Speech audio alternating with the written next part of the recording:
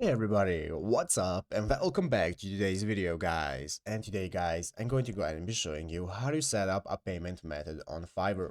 This is a very simple thing to do guys, so make sure to watch this quick and easy video till the very end and follow my steps correctly so you can make sure that this works the same for you and that you can do this yourself.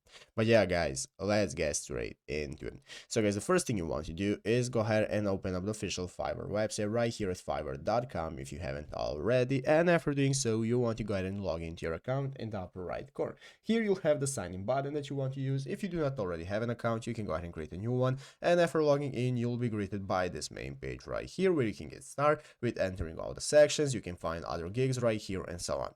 So let's go ahead and see how to add a payment method. Basically guys, what we want to do to be able to add our payment method, we want to go ahead and right here into the upper right corner and click on our profile icon. After clicking on your profile icon, it's going to open up this new drop down menu right here where you can find all the options you can access, and one of them is said to be called billing and payments. So click on billing and payments right here, and after clicking on billing and payments, this is now going to open up this new page right here where we can go ahead and see all of our billings and payments. And guys, as you can see, here is a section that says payment methods. So what you want to do is click on payment methods, and after clicking payment methods guys, now we can go ahead and get started adding a payment method. We can either use credit card or PayPal. So click the option right here that's going to enable you to add whichever one you prefer, and after that you can just go ahead and enter in all of your info provided, and then you'll be able to successfully add it and use it as a payment method. But yeah guys, that's how to do it. So I hope this video was helpful. If it was, make sure to leave a like, subscribe to the channel. So yeah guys, thanks for watching, take care, and bye.